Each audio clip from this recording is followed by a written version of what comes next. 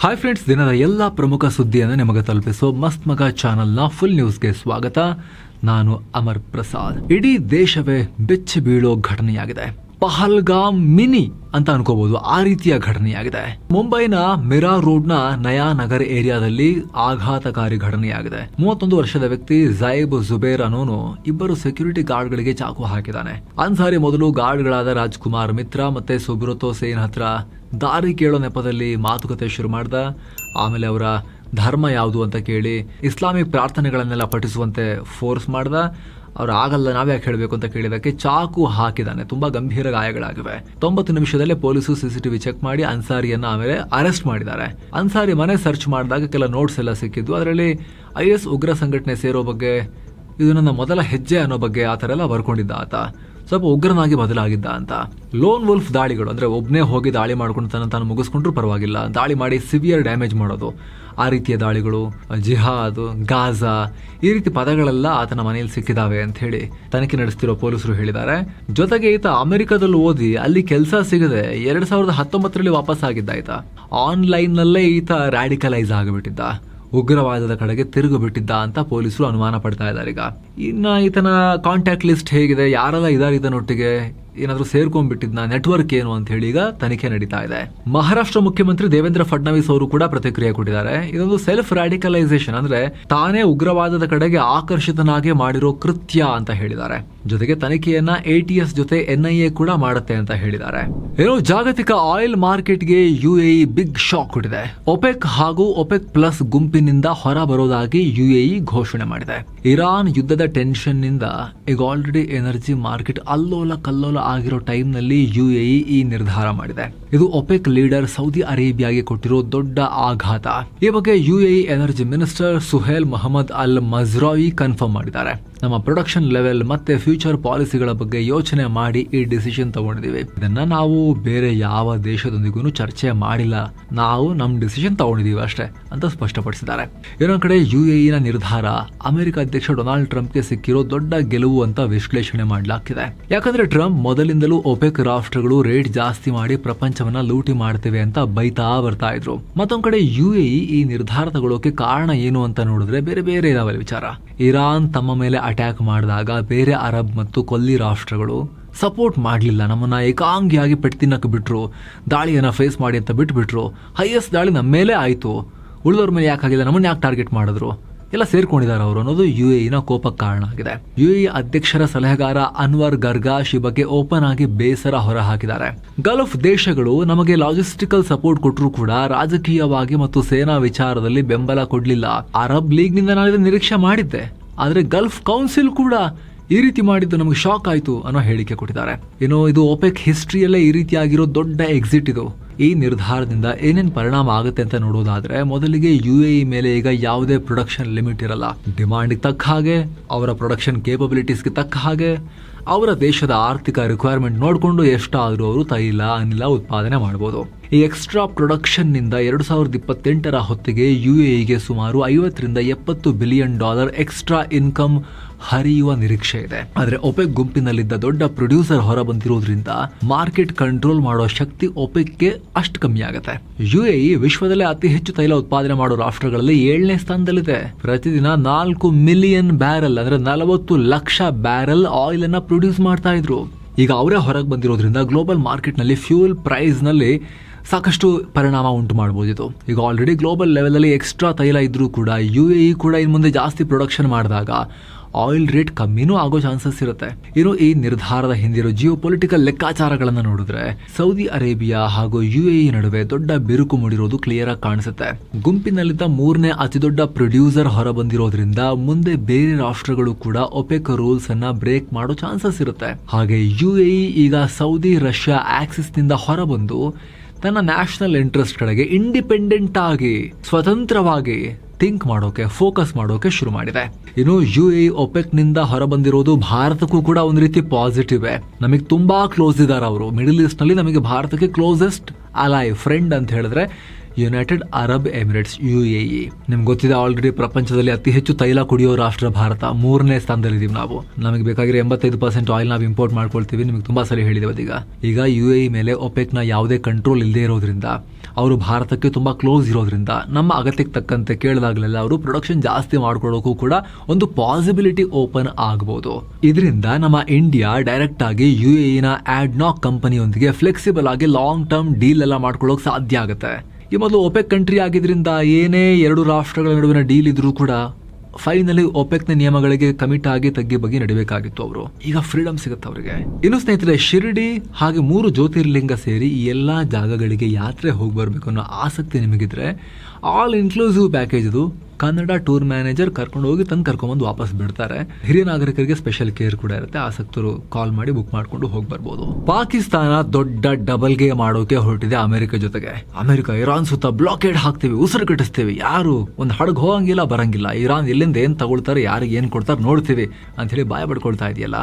Gap ಅಲ್ಲಿ America ಮಡಿಲಲ್ಲಿ ಕೂತಿರೋ ಪಾಕಿಸ್ತಾನ ಇರಾನ್ಗೆ ವ್ಯಾಪಾರ ಮಾಡೋಕೆ ಅವಕಾಶ ಮಾಡಿಕೊಟ್ಟಿದೆ. ಶಾಂತಿ ಮಾತುಕತೆ ನಡೆಸಿ ಕೈ ಸುಟ್ಕೊಂಡ ಮೇಲೆ ಪಾಕಿಸ್ತಾನ ಇರಾನ್ ವ್ಯಾಪಾರಕ್ಕಾಗಿ ತನ್ನ 6 ರಸ್ತೆ ಮಾರ್ಗಗಳನ್ನ ಓಪನ್ ಮಾಡೋಕೆ ಪ್ಲಾನ್ ಮಾಡಿದೆ ಅಂತ ವರದಿ ಬರ್ತಾ ಇದೆ.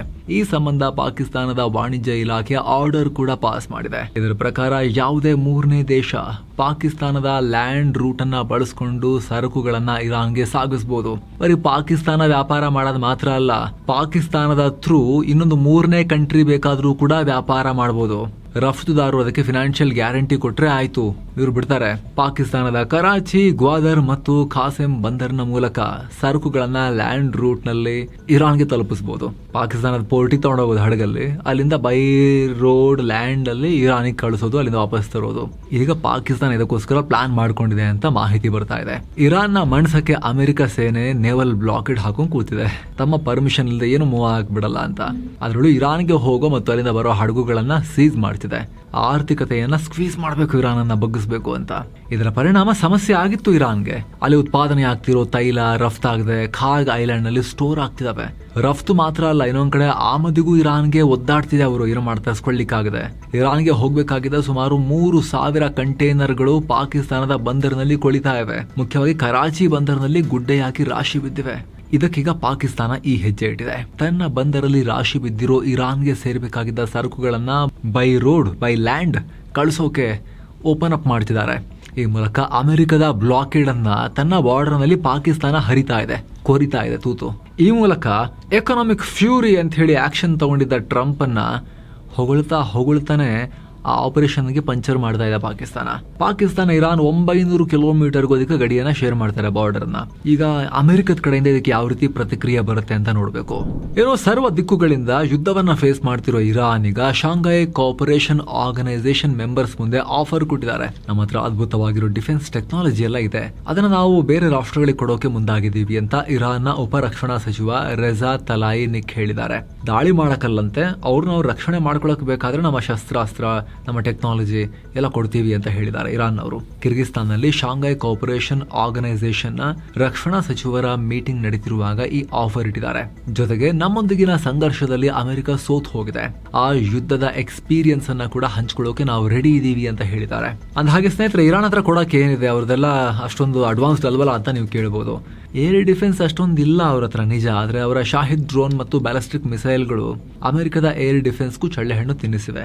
ಏನು ಈ ಶಾಂಘೈ ಕೋಆಪರೇಷನ್ ಆರ್ಗನೈಸೇಷನ್ ನಲ್ಲಿ ಭಾರತ, ರಷ್ಯಾ, ಚೀನಾ, ಪಾಕ್ ಸೇರಿ 10 ಪರ್ಮನೆಂಟ್ ಸದಸ್ಯರಿದ್ದಾರೆ. ಏನು ಇದೇ SCO ಮೀಟಿಂಗ್ ನಲ್ಲಿ ನಮ್ಮ ರಕ್ಷಣಾ ಸಚಿವ ರಾಜನಾಥ್ ಸಿಂಗ್ ಅವರು ಕೂಡ ಪಾಲ್ಗೊಂಡಿದ್ರು. ಅಲ್ಲಿ ಅವರು ಭಯೋತ್ಪಾದನೆ ವಿರುದ್ಧ ಮಾತನಾಡಿದ್ದಾರೆ. ಭಯೋತ್ಪಾದನೆ ವಿಚಾರದಲ್ಲಿ ಡಬಲ್ ಗೇಮ್ ಯಾರು ಮಾಡಬಾರ್ದು ಅಂತ ಹೇಳಿದ್ದಾರೆ. ಜೊತೆಗೆ ಇದೇ SCO ಸಮ್ಮಿಟ್ ನ ಸೈಡ್ ಲೈನ್ಸ್ ನಲ್ಲಿ ಹಲವು ರಾಷ್ಟ್ರಗಳ ಚೀನಾ, ರಷ್ಯಾ ಸೇರಿ ಇವರು ಅಲ್ಲಿನ ರಕ್ಷಣಾ ಸಚಿವರುಗಳೊಂದಿಗೆಲ್ಲ ದ್ವಿಪಕ್ಷೀಯ ಮಾತುಕತೆ ಕೂಡ ಮಾಡಿದ್ದಾರೆ. ಚೀನಾ ರಕ್ಷಣಾ ಸಚಿವರೊಂದಿಗೆ ರಾಜನಾಥ್ ಸಿಂಗ್ ಪ್ರಾದೇಶಿಕ ಭದ್ರತೆ ಮತ್ತು ರಕ್ಷಣಾ ಸಹಕಾರದ ಕುರಿತು ಚರ್ಚೆ ಮಾಡಿದಾರಂತೆ. ಚೀನಾ ಜೊತೆ ರಕ್ಷಣಾ ಸಹಕಾರಕ್ಕೆ ಸಂಬಂಧಪಟ್ಟಂತೆ ಅದು ಯಾವ ತರ ಆಗುತ್ತೆ ನೋಡಬೇಕು. ಏನು ಯುಕ್ರೇನ್ ಅಧ್ಯಕ್ಷ ಜೆಲೆನ್ಸ್ಕಿ ಇಸ್ರೇಲ್ಗೆ ವಾರ್ನಿಂಗ್ ಕೊಟ್ಟಿದ್ದಾರೆ. ಈಗ ರಷ್ಯಾ ಯುಕ್ರೇನ್ ನಿಂದ ಕದ್ದಿರೋ ಧಾನ್ಯಗಳನ್ನ ನೀವು ಇಸ್ರೇಲ್ ಪೋರ್ಟ್ ಗಳಲ್ಲಿ ಬಿಡ್ಕೊಳ್ತಾ ಇದೀರಲ್ಲ, ಸರಿ ಇಲ್ಲ ಇದು ಅಂತ ಜೆಲೆನ್ಸ್ಕಿ ಆರೋಪ ಮಾಡಿ ಆಕ್ಷೇಪ ವ್ಯಕ್ತಪಡಿಸಿದ್ದಾರೆ. ಅಷ್ಟು ಮಾತ್ರ ಅಲ್ಲ, ಜೆಲೆನ್ಸ್ಕಿ ಯುಕ್ರೇನ್ ಅಧ್ಯಕ್ಷ ಇಸ್ರೇಲ್ ಮೇಲೆ ಸ್ಯಾಂಕ್ಷನ್ ಗಳನ್ನ ಹಾಕ್ತಾರಂತೆ. ಈಗ ನಿರ್ಬಂಧ ಅಮೆರಿಕ ಬೇರೆ ಬೇರೆಯವ್ರ ಮೇಲೆ ಹಾಕತ್ತಲ್ಲ, ಆ ತರ. ಇದಕ್ಕೆ ಇಸ್ರೇಲ್ ನ ಫಾರಿನ್ ಮಿನಿಸ್ಟರ್ ಪ್ರತಿಕ್ರಿಯೆ ಕೊಟ್ಟಿದ್ದಾರೆ. ಇದು ಕದ್ದಿರೋದನ್ನೋದಕ್ಕೆ ಯುಕ್ರೇನ್ ಸಾಕ್ಷ್ಯ ಕೊಟ್ಟಿಲ್ಲ, ಸುಮ್ಮನೆ ಆರೋಪ ಮಾಡ್ತಿದ್ದಾರೆ ಅಂತ ಪ್ರತಿಕ್ರಿಯೆ ಕೊಟ್ಟು ಸುಮ್ಮನೆ ಆಗಿದ್ದಾರೆ ಅವರು. ಇನ್ನು ಮೇ ತಿಂಗಳ ಮಧ್ಯಭಾಗದಲ್ಲಿ ಭಾರತಕ್ಕೆ ರಷ್ಯಾದಿಂದ 4ನೇ S-400 ಏರ್ ಡಿಫೆನ್ಸ್ ಸಿಸ್ಟಮ್ ಬರೋ ಸಾಧ್ಯತೆ ಇದೆ. ರಷ್ಯಾದಿಂದ ಕಳಿಸಲಾಗಿದೆ, ಅದಿನ್ನು ಭಾರತಕ್ಕೆ ಬರೋದಷ್ಟೇ ಬಾಕಿ, ರೀಚ್ ಆಗೋದಷ್ಟೇ ಬಾಕಿ ಅನ್ನೋ ರಿಪೋರ್ಟ್ಸ್ ಬರ್ತಾ ಇದೆ. ಇದನ್ನ ರಾಜಸ್ಥಾನ ಸೆಕ್ಟರ್ ನಲ್ಲಿ ಪಾಕಿಸ್ತಾನ ಬಾರ್ಡರ್ಗೆ ಎದುರಾಗಿ ನಿಲ್ಲಿಸೋ ಸಾಧ್ಯತೆ ಇದೆ. ಈಗ ಆಲ್ರೆಡಿ ಇರೋ ಹಳೆ ಒಪ್ಪಂದದ ಪ್ರಕಾರ ಕಡೆಯ ಸಿಸ್ಟಮ್, ಲಾಸ್ಟ್ನೇದು 5ನೇದು, ಅದು ಇದೇ ವರ್ಷದ ನವೆಂಬರ್ನಲ್ಲಿ ಭಾರತಕ್ಕೆ ಬರುತ್ತೆ ಅಂತ ಹೇಳಲಾಗಿದೆ. ಅದು ಬಿಟ್ಟು ಇನ್ನು ಹೆಚ್ಚುವರಿ 5 ಹೊಸ S-400 ಸಿಸ್ಟಮ್ಸ್ನ ಖರೀದಿ ಮಾಡೋಕ್ಕೂ ಕೂಡ ಭಾರತ ಸರ್ಕಾರ ಆಲ್ರೆಡಿ ಒಪ್ಪಿಗೆಯನ್ನು ಕೊಟ್ಟಿರೋದು ನಿಮಗೆಲ್ಲ ಗೊತ್ತಿರಬಹುದು. ದೇಶದ ರಾಜಧಾನಿ ದಿಲ್ಲಿಯಲ್ಲಿ ಮತ್ತೊಂದು ಉಗ್ರ ದಾಳಿಯನ್ನು ವಿಫಲಗೊಳಿಸಲಾಗಿದೆ. ದಿಲ್ಲಿನ ಟಾರ್ಗೆಟ್ ಮಾಡಿದ್ರು, 9 ಶಂಕಿತರನ್ನು ಅರೆಸ್ಟ್ ಮಾಡಲಾಗಿದೆ. ಬಂಧಿತರಿಂದ 18 ಅತ್ಯಾಧುನಿಕ ಶಸ್ತ್ರಾಸ್ತ್ರಗಳನ್ನು ವಶಕ್ಕೆ ಪಡೆಯಲಾಗಿದೆ. ಭಯೋತ್ಪಾದನಾ ಸಂಚಿನ ಹಿಂದೆ ಪಾಕಿಸ್ತಾನ, ಬಾಂಗ್ಲಾ ಮತ್ತು ನೇಪಾಳದಲ್ಲೆಲ್ಲ ಹರಡಿರೋ ಉಗ್ರರ ನೆಟ್ವರ್ಕ್ ಇದಾರೆ ಅವರೆಲ್ಲ ಅಂತ ಹೇಳಿ ತನಿಖೆಯಲ್ಲಿ ಈಗ ಪತ್ತೆ ಹಚ್ಚಲಾಗಿದೆ. ಸಿಧು ಮೂಸೇವಾಲಾ ಹತ್ಯೆ ಪ್ರಕರಣದಲ್ಲಿ ಶಸ್ತ್ರಾಸ್ತ್ರ ಪೂರೈಕೆ ಮಾಡಿದ ಆರೋಪವನ್ನು ಹೊತ್ತಿರೋ ಶಹಬಾಜ್ ಅನ್ಸಾರಿ ಹೆಸರು ಕೂಡ ತನಿಖೆಯಲ್ಲಿ ಕೇಳಿಬಂದಿದೆ. ಸದ್ಯಕ್ಕೆ ಇನ್ವೆಸ್ಟಿಗೇಷನ್ ಮುಂದುವರೆದಿದೆ. ಏನೋ ಪಂಜಾಬ್ನ ಪಟಿಯಾಲದಲ್ಲಿ ರೈಲ್ವೆ ಹಳಿ ಬಳಿ ಸ್ಫೋಟ ಉಂಟಾಗಿದೆ. ಸೋಮವಾರ ನೈಟ್ ಘಟನೆಯಾಗಿದೆ. ಹಳಿಯ ಒಂದು ಭಾಗ ಜಖಮಾಗಿದೆ. ಶಂಭು ಅಂಬಾಲಾ ಮಾರ್ಗದ ಸರಕು ಸಾಗಣೆ ಹಳಿಯಲ್ಲಿ ಈ ಘಟನೆಯಾಗಿದೆ. ಸ್ಫೋಟ ನಡೆದ ಜಾಗದ ಸಮೀಪವೇ ಒಂದು ಗುರುತು ಸಿಗದ ವ್ಯಕ್ತಿಯ ದೇಹ ಪತ್ತೆಯಾಗಿದೆ. ಸದ್ಯಕ್ಕೆ ಈ ಸ್ಫೋಟಕ್ಕೂ ಈ ಸಿಕ್ಕಿರೋ ದೇಹಕ್ಕೂ ಸಂಬಂಧ ಇದೆಯಾ ಅಂತ ಹೇಳಿ ತನಿಖೆ ನಡೀತಾ ಇದೆ. ಕರ್ನಾಟಕದಲ್ಲಿ ಸಿಎಂ ಬದಲಾವಣೆ ವಿಚಾರ ಎಳೆದಾಟ ನಡೀತಿರೋ ಟೈಮ್ನಲ್ಲಿ ಮಾಜಿ ಸಚಿವ KN ರಾಜಣ್ಣ ಒಂದು ಹೇಳಿಕೆ ಕೊಟ್ಟಿದ್ದಾರೆ. ಸಿದ್ದರಾಮಯ್ಯನವರು ಈಗ ಹೈಕಮಾಂಡ್ ಅಥವಾ ರಾಹುಲ್ ಗಾಂಧಿ ಏನ್ ಹೇಳಿದ್ರು ಕೂಡ ಕೇಳೋಕೆ ರೆಡಿ ಆಗಿದ್ದಾರೆ. ಅಧಿಕಾರದಲ್ಲಿ ಮುಂದುವರಿಯೋಕೆ ಅಥವಾ ರಾಜೀನಾಮೆ ಕೊಡೋಕೆ ಅವರು ಮೆಂಟಲಿ ಪ್ರಿಪೇರ್ ಆಗಿದ್ದಾರೆ ಅಂತ ರಾಜಣ್ಣ ಹೇಳಿದ್ದಾರೆ. ಹಾಗೆ ಮುಂದಿನ ಬಾರಿ ದಲಿತ ನಾಯಕರೊಬ್ಬರು ಸಿಎಂ ಆಗಬೇಕು ಅನ್ನೋದು ನಮ್ಮ ಪ್ರಬಲ ಒತ್ತಾಯ ಅಂತ ಹೇಳಿದ್ದಾರೆ. ಹೈಕಮಾಂಡ್ಗೂ ಇದನ್ನು ಹೇಳಿದಾರಂತೆ. ಓಕೆ, ನಮ್ಮ ಅಣ್ಣ ಇಳಿಯದಾರೆ, ಆ ಅಣ್ಣ ಆಗೋದು ಬೇಡ, ಬೇರೆ ಯಾರನ್ನಾರು ಮಾಡಿ ಅನ್ನೋ ಲೆಕ್ಕದಲ್ಲಿ DK ಆಗಬಾರ್ದು ಅನ್ನೋ ಲೆಕ್ಕದಲ್ಲಿ ಈ ಸಿದ್ದು ಆ್ಯಂಡ್ ಟೀಮ್ದು ಲೆಕ್ಕಾಚಾರ ಇದ್ದಂಗಿದೆ. ಇನ್ನು ದಾವಣಗೆರೆ ಬೆನ್ನಲ್ಲೇ ಬಾಗಲಕೋಟೆಯಲ್ಲೂ ಕೂಡ ಕಾಂಗ್ರೆಸ್ ಹೈಕಮಾಂಡ್ ಈಗ ಅಲ್ಲಿ ಆಕ್ಷನ್ ತಗೊಂಡಿದೆ ತಮ್ಮದೇ ಪಾರ್ಟಿಯವ್ರ ಮೇಲೆ. ಉಪಚುನಾವಣೆಯಲ್ಲಿ ಬಿಜೆಪಿ ಅಭ್ಯರ್ಥಿ ವೀರಣ್ಣ ಚರಂತಿಮಠ ಪರವಾಗಿ ಕೆಲಸ ಮಾಡಿದ ಆರೋಪದ ಮೇಲೆ 3 ಕಾಂಗ್ರೆಸ್ ಮುಖಂಡರನ್ನ ಅಮಾನತು ಮಾಡಲಾಗಿದೆ. BDCC ಬ್ಯಾಂಕ್ ಅಧ್ಯಕ್ಷ ಮುರುಗೇಶ್ ಕಡ್ಲಿಮಟ್ಟಿ, ರಮೇಶ್ ಜಮಖಂಡಿ ಮತ್ತು ಗುರುಲಿಂಗ ಪಾಟೀಲ್ ಮೇಲೆ ಆಕ್ಷನ್ ತಗೊಳ್ಳಲಾಗಿದೆ. ಪಶ್ಚಿಮ ಬಂಗಾಳ ಎಲೆಕ್ಷನ್ ಕ್ಯಾಂಪೇನ್ ನಿಂದ ಸ್ವಲ್ಪ ಬ್ರೇಕ್ ತಗೊಂಡಿರೋ PM ಮೋದಿ ಸಿಕ್ಕಿಂನ ಗ್ಯಾಂಗ್ಟಾಕ್ ನಲ್ಲಿ ಯುವಕರೊಂದಿಗೆ ಸ್ವಲ್ಪ ಫುಟ್ಬಾಲ್ ಆಡಿದ್ದಾರೆ. ಮೈದಾನಕ್ಕೆ ಇಳಿದಿದ್ದ 75 ವರ್ಷದ ಮೋದಿ ಬಾಲ್ ಡ್ರಿಬಲ್ ಮಾಡ್ತಾ ಗೋಲ್ ಕೂಡ ಹೊಡೆದಿದ್ದಾರೆ. ಆದ್ರೆ ಇದು ಬರೀ ಆಟ ಅಲ್ಲ, ಇದರ ಹಿಂದಿರೋ ಪೊಲಿಟಿಕಲ್ ಲೆಕ್ಕಾಚಾರ ಬೇರೆನೇ ಇದೆ. ಬಂಗಾಳದಲ್ಲಿ 2ನೇ ಹಂತದ ವೋಟಿಂಗ್ ನಡೀತಾ ಇದೆ. ಬಂಗಾಳದಲ್ಲಿ ಫುಟ್ಬಾಲ್ ಅಂದರೆ ಜನರಿಗೆ ತುಂಬ ಹತ್ತಿರ, ಹಾರ್ಟ್ಗೆ ಎಮೋಷನ್. ಹೀಗಾಗಿ ಸಿಕ್ಕಿಂನಲ್ಲಿ ಫುಟ್ಬಾಲ್ ಆಡಿ ಪಕ್ಕದ ಬಂಗಾಳದ ವೋಟರ್ಸ್ಗೂ ಕೂಡ ನೋಡಿ ನಾನು ಫುಟ್ಬಾಲ್ ಆಡ್ತೀನಿ ಅಂತೇಳಿ ಚೂರು ಟ್ರೈ ಮಾಡಿದಾರಾ ಅಂತ ವಿಶ್ಲೇಷಣೆ ಮಾಡಲಾಗ್ತಿದೆ. 2021 ಎಲೆಕ್ಷನ್ನಲ್ಲಿ ಮಮತಾ ಬ್ಯಾನರ್ಜಿ ಕೂಡ ವೀಲ್ ಚೇರ್ ಮೇಲೆ ಕೂತು ಕಾಲತ್ರ ಬಾಲ್ ಇಟ್ಕೊಂಡು ಕೆಲ ಹೊಬೆ ಅಂತ ಹೇಳಿ ಡೈಲಾಗ್ ಹೊಡೆದಿದ್ರು, ಆಡೋಣ ಬಾ ಅಂತ ಹೇಳಿ. ಆಮೇಲೆ TMC ಭರ್ಜರಿಯಾಗಿ ಗೆದ್ದಿತ್ತು ಕೂಡ. ಇನ್ನೊಂದ್ ಕಡೆ ಮೋದಿ ಫುಟ್ಬಾಲ್ ಆಡಿದನ್ನ ಕಾಂಗ್ರೆಸ್ ಈಗ ಟ್ರೋಲ್ ಮಾಡ್ತಾ ಇದೆ. ಇದನ್ನ ವಿಂಟೇಜ್ ಗ್ರ್ಯಾಂಡ್ ಪಾ ಅಂದ್ರೆ ತಾತನ ಆಟ ಅಂತ ಗೇಲಿ ಮಾಡಿದ್ದಾರೆ. ಅಷ್ಟೇ ಅಲ್ಲ, ಅಲ್ಲಿರೋ ಗೋಲ್ ಕೀಪರ್ ಮೋದಿಗೆ ಈಸಿಯಾಗಿ ಗೋಲ್ ಹೊಡೆಯೋಕೆ ಬಿಟ್ಕೊಟ್ಟಿದ್ದಾರೆ. ಅದಕ್ಕೆ ಮೋದಿ ಗೋಲ್ ಹೊಡೆದಿರೋದು. ಗೋಲ್ ಕೀಪರ್ ನೋಡಿದ್ರೆ ಎಲೆಕ್ಷನ್ ಕಮಿಷನ್ ಯಾಕೋ ನೆನಪಾಗ್ತಿದ್ಯಲ್ಲ ಅಂತ ಟ್ರೋಲ್ ಮಾಡಿದ್ದಾರೆ. ಅಂದಾಗೆ ಬರೀ ಎಲೆಕ್ಷನ್ ಮಾತ್ರ ಅಲ್ಲ, ಸಿಕ್ಕಿಂ ಭಾರತದ ರಾಜ್ಯ ಆಗಿ 50ನೇ ವರ್ಷ, 50ನೇ ರಾಜ್ಯ ದಿನಾಚರಣೆ, ಸ್ಟೇಟ್ ಹುಡ್ ಅಲ್ವಾ ಅವ್ರದ್ದು, 50ನೇ ವರ್ಷ ಅಲ್ವಾ, ಅದರ ಪ್ರೋಗ್ರಾಮ್ನಲ್ಲೂ ಕೂಡ PM ಪಾಲ್ಗೊಂಡಿದ್ರು. ಅಲ್ಲಿ ಫುಟ್ಬಾಲ್ ಆಡಿದ್ದಾರೆ. ಏನೋ ಭಾರತದಲ್ಲಿ ರೈತರಿಗೆ ಮುಖ್ಯವಾಗಿ ಬೇಕಾಗಿರೋ ಯೂರಿಯಾ, ಯುದ್ಧ, ಅದು ಇದು ಅಂತ ಹೇಳಿ ಸಮಸ್ಯೆ ಆಗುತ್ತಲ್ಲ ಪೂರೈಕೆನಲ್ಲಿ. ಹಾಗಾಗಿ ಇನ್ನೊಂದು ಹೆಜ್ಜೆ ಇಟ್ಟಿದೆ ಭಾರತ ಈಗ.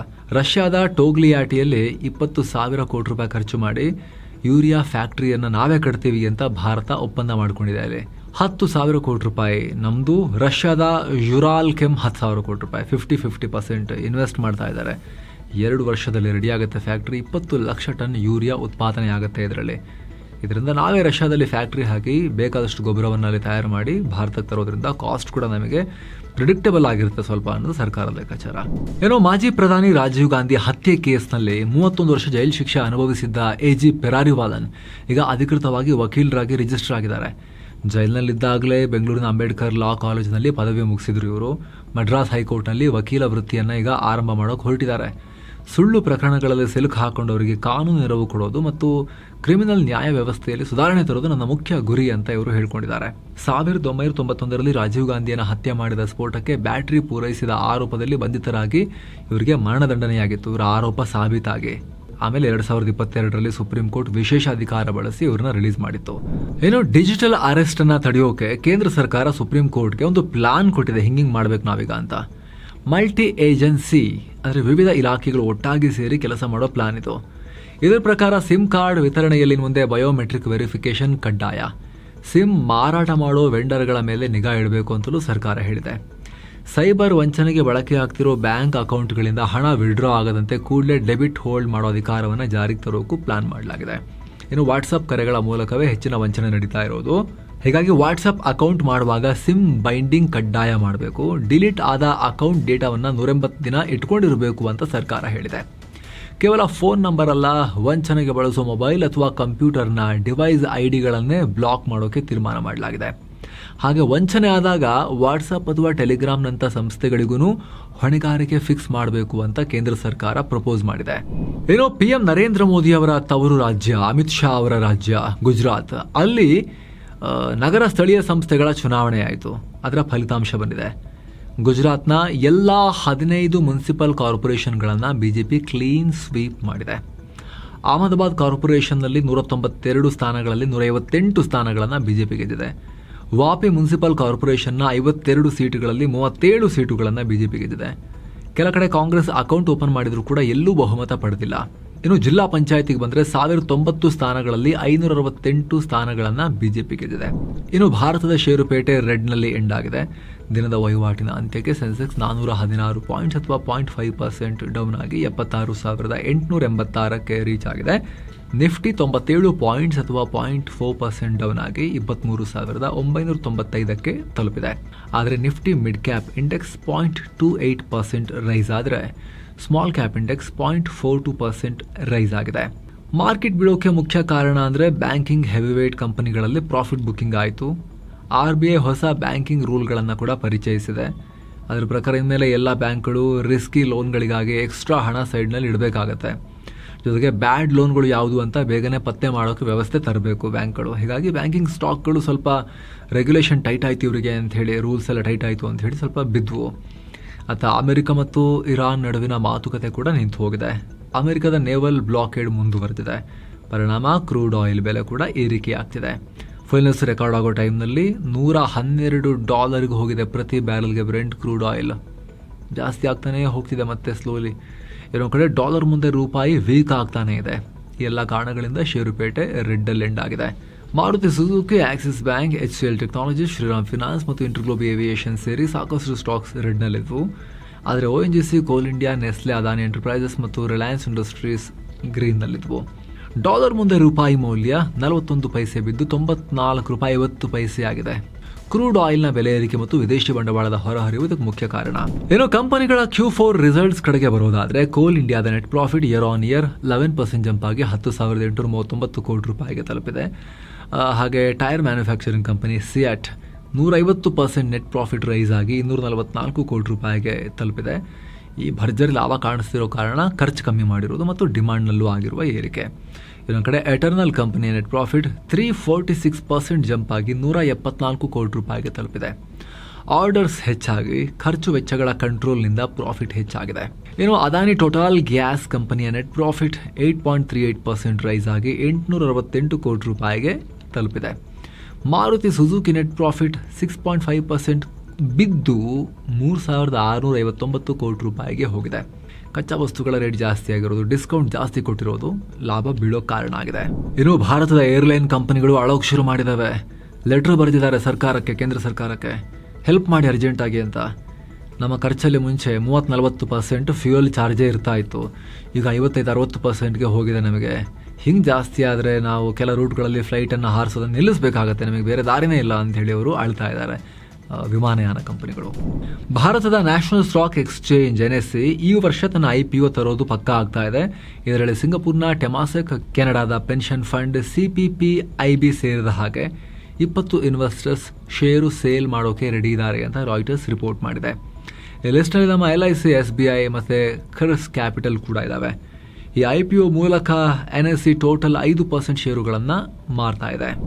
ಇನ್ನು ಚಿನ್ನ ಮತ್ತು ಬೆಳ್ಳಿ ಬೆಲೆ ವಿಚಾರಕ್ಕೆ ಬಂದರೆ 24 ಕ್ಯಾರೆಟ್ನ 10 ಗ್ರಾಮ್ ಚಿನ್ನದ ಬೆಲೆಯಲ್ಲಿ $2,404 ಕಮ್ಮಿಯಾಗಿ $1,48,782 ಆಗಿದೆ. 22 ಕ್ಯಾರೆಟ್ನ 10 ಗ್ರಾಂ ಚಿನ್ನದ ಬೆಲೆಯಲ್ಲಿ 2,202 ರೂಪಾಯಿ ಕಮ್ಮಿಯಾಗಿ 1,36,284 ರೂಪಾಯಿ ಆಗಿದೆ. 1 ಕೆಜಿ ಬೆಳ್ಳಿ ಬೆಲೆಯಲ್ಲಿ 7,179 ರೂಪಾಯಿ ಕಮ್ಮಿಯಾಗಿ 2,36,541 ರೂಪಾಯಿ ಆಗಿದೆ. ಸೊ ಫ್ರೆಂಡ್ಸ್, ಇದಾಗಿತ್ತು ಇವತ್ತಿನ ಫುಲ್ ನ್ಯೂಸ್. ನಾವು ಕೊಯ್ದಿಲ್ಲ, ಎಳೆದಿಲ್ಲ, ಕಿರಿಚಾಡಿಲ್ಲ, ಬರೀ ಸುದ್ದಿಯ ರೀತಿಯಲ್ಲಿ ನಿಮಗೆ ತಲುಪಿಸುವ ಪ್ರಯತ್ನವನ್ನು ಮಾಡಿದ್ದೀವಿ. ನಿಮಗಿದು ಇಷ್ಟ ಆಗ್ತಾ ಇದ್ರೆ ದಯವಿಟ್ಟು ಮಸ್ತ್ ಮಗ ಚಾನಲ್ಗೆ ಸಬ್ಸ್ಕ್ರೈಬ್ ಮಾಡಿ, ಹಾಗೆ ಪಕ್ಕದ ಬೆಲ್ ಐಕಾನ್ ಮೇಲೆ ಕ್ಲಿಕ್ ಮಾಡೋದನ್ನು ಯಾವುದೇ ಕಾರಣಕ್ಕೂ ಮರಿಬೇಡಿ. Thank you so much. ಮತ್ತೆ ಭೇಟಿ ಆಗ್ತಿರೋಣ. ನಮಸ್ತೆ.